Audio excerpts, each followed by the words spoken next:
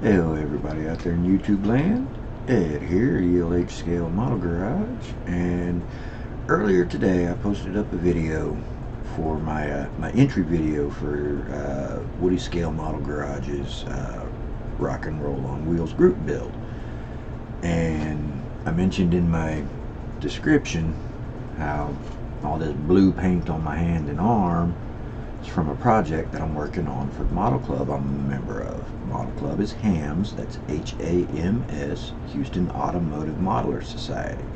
We meet the second Friday of every month at the Tracy G Community Center. I'll put the address in the description of this video. So if you live in the Houston area, or if you're going to be in the Houston area Friday next week, that would be, where's my calendar? There it is.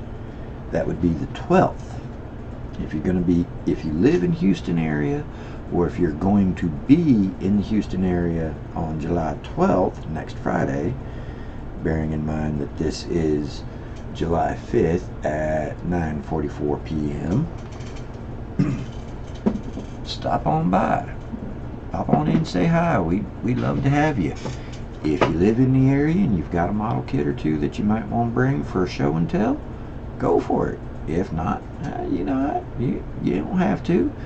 If you're going to be in the area and you happen to have a model kit or two with you, bring them on in, do a show and tell, let us see what you got. If you don't, well, you know what? Still just as good. We'd still love to have you. So come on by, see what we're about. It's a great time. So anyways, this project that I'm working on is one of my club members and fellow YouTuber, JT, the host of I Need My Garage Time here on YouTube. In the most recent video of his that I've seen, he's doing a early mid-80s G-body Monte Carlo as an anniversary build for his channel. Because a year ago, when he started his channel, the very first model that he built for the channel was the early mid-80s G-body Monte Carlo. And he wanted to build a second one to compare where he was then versus where he's at now, skill-wise, and how much he's grown as a builder. Well, he's having some issues with the paint, and he's been trying to figure out how to wet sand using test spoons and paint mules and things like that, and just can't seem to get the knack of it, and has made the statement in the video how he wished that he had somebody from the modeling community at large physically there in person on hand to show him how to wet sand. So I left a comment in his video telling him that I'd take my paint mule and toss it in the purple pond, get it all cleaned up, get it all primered and painted and clear coated, and then I'd bring it to the meeting next week and do an in-person how-to for him and anybody else in the club that would like to participate on how to wet sand and polish. So that's where all that blue paint came from, because I apparently have an addiction to spray painting my hand and arm when I'm at my spray booth back here. And this is my paint mule, and the way I painted it was the perfect recipe for getting orange peel and therefore needing to sand, because the paints that I used, grab the 3 rattle cans, because that's in every bit of paint on that kit right there on that paint mule, it's rattle can. Because after I stuck it in the purple pond, let it set for about 8-10 hours, something like that,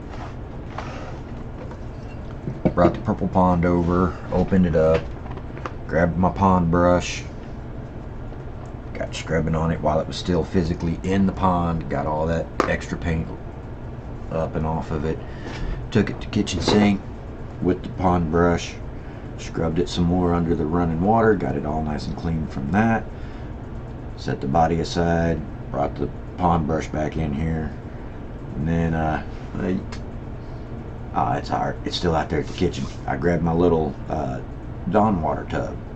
It's exactly what it sounds like. Dawn dish soap.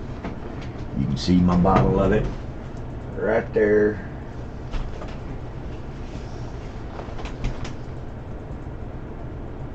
Blue Dawn dish soap.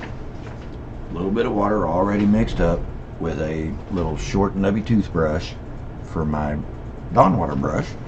And I scrubbed it up with some Dawn water and then rinsed that off really good. And then I brought it in here and stuck it in my dehydrator at 105 degrees for a little while. I don't know exactly how long, but got it all nice and dry. Turned the dehydrator off, pulled the paint mule out, set it aside, let it cool back down. And then I got some 600 grit sandpaper and scuffed up the body so the primer could bite to it. And then this is the primer I used, Rust-Oleum Automotive White Sandable Primer.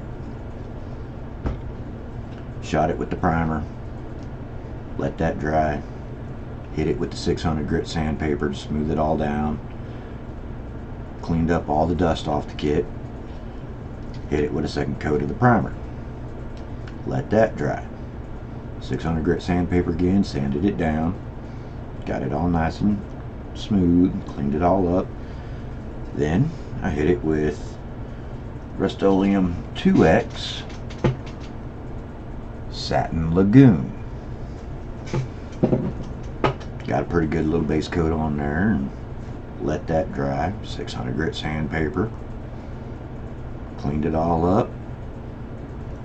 Put a second coat on there. Let that dry. And then here's the kicker of what I did to really ensure that I was going to get some good orange peel in this paint job. I used Krylon triple thick crystal clear glaze. B, I took it outside. Instead of spraying it here in my booth, I took it outside when it was still 97 degrees outside with triple digit heat index due to the super high humidity, and shot the Krylon clear on it. Let the first coat set, flash out, hit it with a second coat. Let that coat sit, flash out, hit it a third time. And I hit it pretty heavy that third time. And when I set, because as you see it's taped to a Frappuccino bottle, and set the kit down in the direct sunlight. Again, it's 97 degrees outside with a triple digit humidity index, or a heat index due to high humidity, and fresh out the rattle can when I just set it down. That last coat of clear coat, it had some serious orange peel going on, and I was like, all right, this is going to be awesome. There's excellent reason to be wet sanding this thing and all that. So grab the lid, snap it on the can, bring it inside, put it away, grabbed a drink of my Mountain Dew, grabbed a cigarette, used the restroom, went back outside, lit my cigarette up, went back downstairs to where the model car was sitting, and I'll be hornswoggled if that final coat of clear didn't level itself out and go smooth as glass. Kind of disgusts me that a paint mule has one of the best paint jobs I've done in a very long time. It just makes me sick, especially considering as shortly after this next meeting it's gonna have more paint on it, because I'll do some masking up on it, and I'll spray one color on one side, let that dry, mask that color off, take the other masking off, spray another color, and do that as a way of seeing what colors are gonna work and all that for multicolor paint jobs. And I'll try this type of paint with that type of paint, and that type of paint over this type of paint, and just various things like that.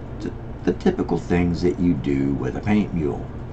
Figuring out what colors are going to look good with each other, figuring out what brand / type of paint you can spray over other brand / type of paint, and just stuff like that. So it is what it is.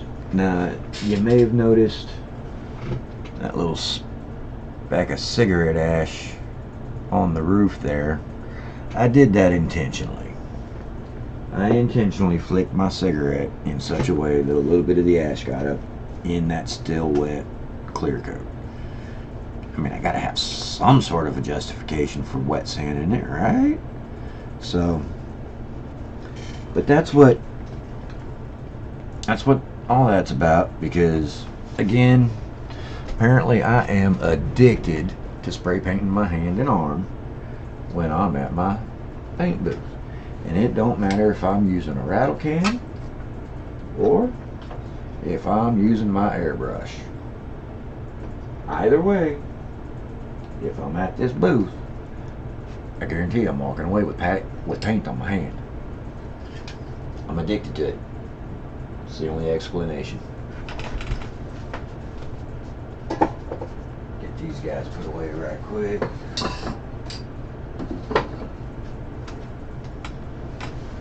So that's what that is. And like I say, I'll be doing a how-to on wet sanding as well as on polishing, because I'm going to wet sand that starting with 600 grit, and I'm going to work my way up to 12,000 grit. And once I'm done with the 12,000 grit, take a piece of microfiber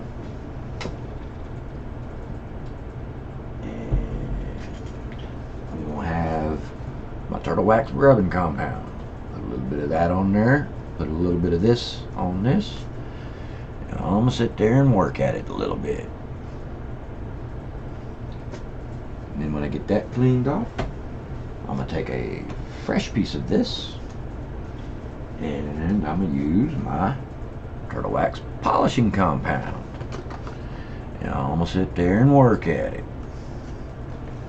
And when I'm done, it's going to be shiny. It's going to be show quality. And it's going to be pretty. And then not too long after I get home, it's going to get painted over.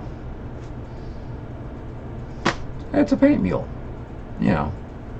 So, but that's what that is, and